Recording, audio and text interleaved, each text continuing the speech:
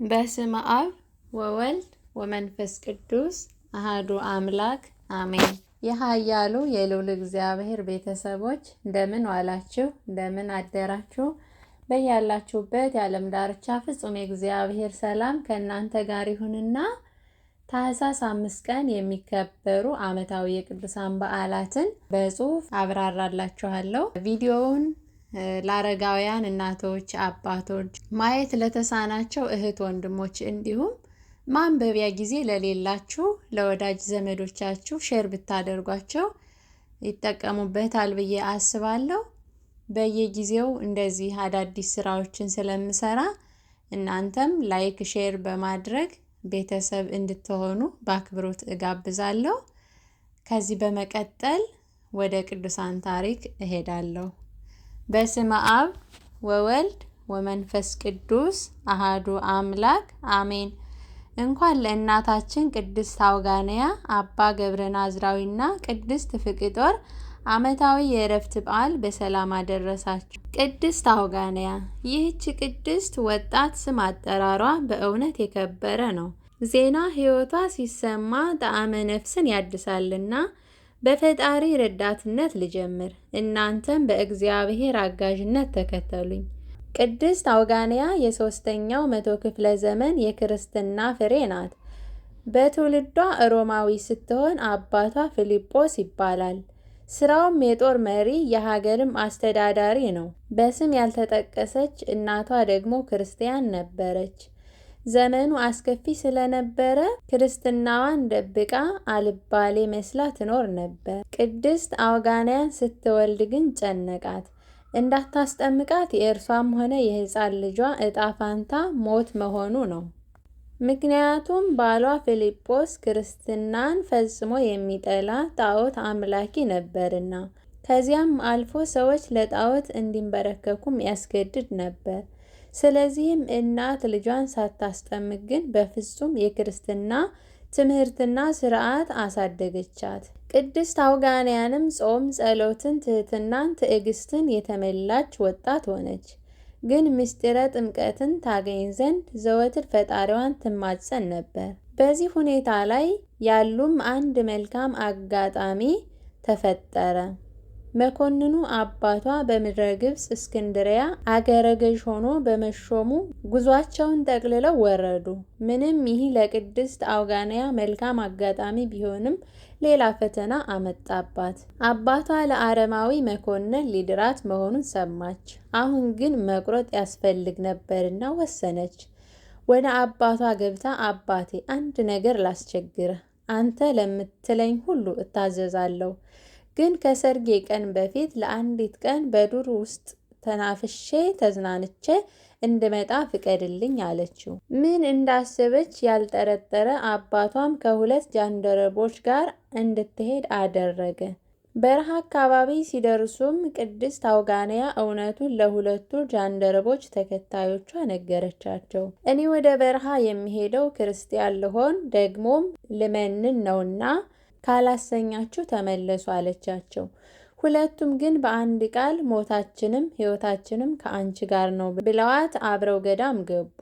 እንደደረሱም ምስጢራቸውን ለአንድ ጻድቅ መነኮስ ተናግራ እንዲያጠምቃት ጠየቀችው። መኮንኑም 3ቱም ካጠመቋቸው በኋላ ቅድስት አውጋንያ አመንኩሰን ብትለው ልጄ ይህ የወንዶች ገዳም ነው እኮ አላት። አባ ግድ የለህም እኔ ራሴን እሰውራለሁ አለችው። ከዚያም ስርዓተ ገዳም አስተምሮ ስሟን አባ አውጋኔዎስ ብሎ ከማህበረ መነኮሳቱ ቀላቀላት። አውጋንያን ታኦድራ፣ አነስጣስያ የመሳሰሉ ስሞች በቀላል መንገድ ወደ ወንድ ስምነት አውጋኔዎስ፣ ቴዎድሮስ፣ አነስጣጢዮስ በሚል መቀየር ይችላሉና። ከዚህች ዕለት ጀምራ ቅድስት አውጋንያ በአባ አውጋኔዎስነቷ ተጋድሎን ጀመረች። ቀን ቀን ወንዶች መነኮሳት የሚሰሩትን ከባድ ስራዎችን ስትሰራ ትውልና ሌሊት በትጋት ስትጸልይ ታድራለች።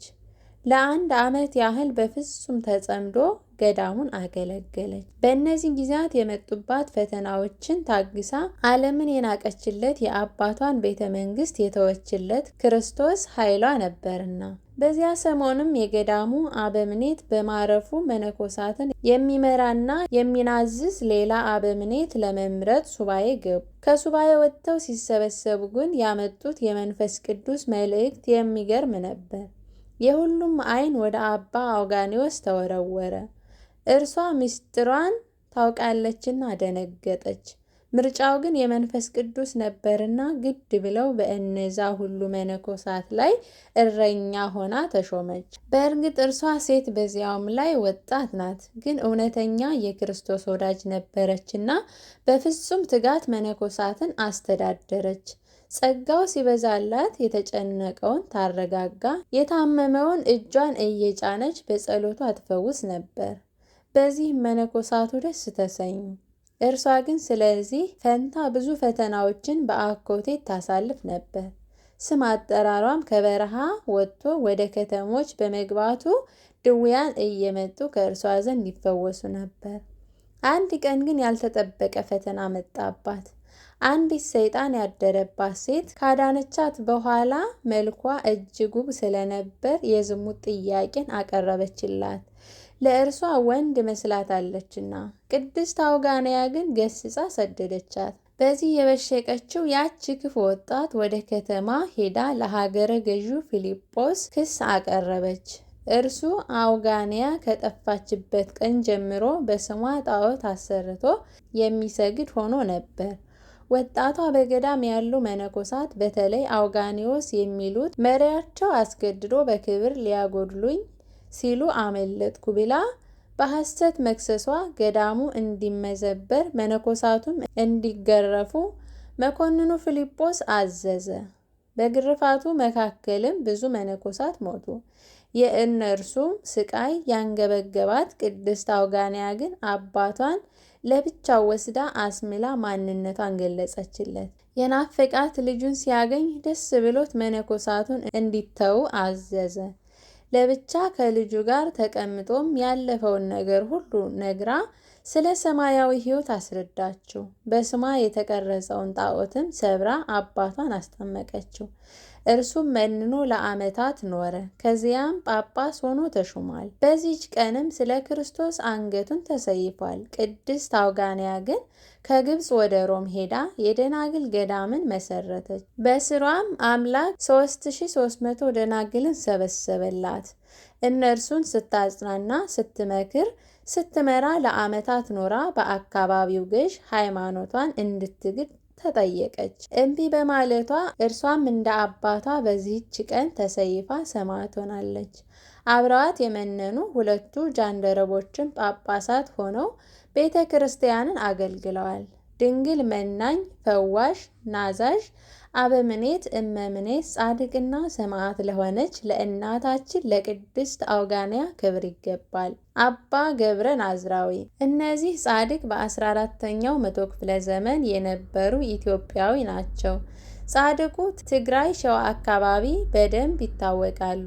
የእርሳቸው የቆብ አባት የሆኑት አባ ጎርጎርዮስ የታላቁ አኖሪዎስ ልጅ ናቸው። አባ ገብረ ናዝራዊ በምናኔ በገዳማቱ ሲያገለግሉ ከኖሩ በኋላ በምኩራበው ራሳቸውን ገዳም መስርተዋል። ብዙ ደቀ መዛሙርትንም ሰብስበው ገዳሙ ታላቅ ሆኗል። በወቅቱ ገዳመ ዋሊ ቀጥሎ ጥብቅ ስርዓት የነበረበት ታላቅ ገዳም ሆኖ ነበር። ለዚህ ምክንያት አባ ገብረ ናዝራዊ ፍጹም ተሐራሚ በመሆናቸው ማንኛውም መነኮስ ከአንድ ማዕድ ውጭ እንዲቀምስ የማይፈቅዱ ስለነበሩ ነው። ከታላቁ አቡነ ኤዎስጣቴዎስ ቀጥሎም ሰንበትን አክብሮ በማስከበር ጻድቁ ትልቁን ቦታ ይይዛሉ። በተለይ ቀዳሚ ሰንበት እንድትከበር ታግለዋል። በበጎ አበምኔትነታቸው ብዙ ፍጹማንን ለሀገራችን አፍርተዋል። ራሳቸው የበሰለ ነገር ወደ አፋቸው ሳያስገቡ 24 ሰዓት በዳዊት መዝሙር ይደሰቱ ነበር። ላባቸው እስኪንጠፈጠፍም ይሰግዱ ነበር። ሐዋርያዊ ግብርን ለመፈጸምም ወንጌልን እየሰበኩ ያለቻቸውን ነገር ይመጸውቱ ነበር። ዛሬ የጻድቁ ዕረፍታቸው ነው። ቅዱስ ፍቅጦር ዘሻው ይህ ቅዱስ ከታላላቅ ሰማዕታት አንዱ ነው። ሻው ማለት ሰማዕትን የተቀበለባት ቦታ ስትሆን ፍቅጦር ካልዕ ይባላል። ከክርስቲያን ወላጆቹ የወረሰውን በጎነት አጽንቶ በቅን መንገድ ኖሯል።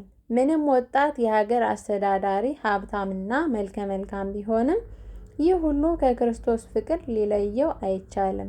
ሮሜ 8:35 ዘመነ ሰማዕታት በደረሰ ጊዜ ክብሩን ንቆ ስለ ክርስትና ብዙ ተሰቃይቶ በዚህች ቀን ከነ ተከታዮቹ ሰማዕት ሆኗል። ጌታም ቃል ኪዳን ገብቶለታል። አምላከ ቅዱሳን የወዳጆቹን ምስጢረ ቅድስና አይሰውርብን፣ በረከታቸውንም ያብዛልን። ታኅሳስ 5 ቀን የሚከበሩ ዓመታዊ የቅዱሳን በዓላት፦ ቅድስት አውጋንያ ተጋዳሊት፣ አባ ገብረ ናዝራዊ ንጹሕ፣ ቅዱስ ፊቅጦር ሰማዕት፣ ቅዱስ ፊልጶስ ሰማዕት፣ ቅዱስ ናሆም ነቢይ። ወርሃዊ የቅዱሳን በዓላት፦ ቅዱስ ጴጥሮስ ሊቀ ሐዋርያት፣ ቅዱስ ጳውሎስ ብርሃነ ዓለም፣ አቡነ ገብረ መንፈስ ቅዱስ፣ ቅዱስ ዮሐኒ ኢትዮጵያዊ፣ ቅዱስ አሞኒ ዘናሂሶ። ነገር ግን ለበጎ ነገር ጥበበኞች ለክፋትም የዋሆች እንድትሆኑ እወዳለሁ። የሰላምም አምላክ ሰይጣንን ከእግራችሁ በታች ፈጥኖ ይቀጠቅጠዋል። የጌታችን የኢየሱስ ክርስቶስ ጸጋ ከእናንተ ጋር ይሁን። ሮሜ 16:19 ወስብሐት ለእግዚአብሔር።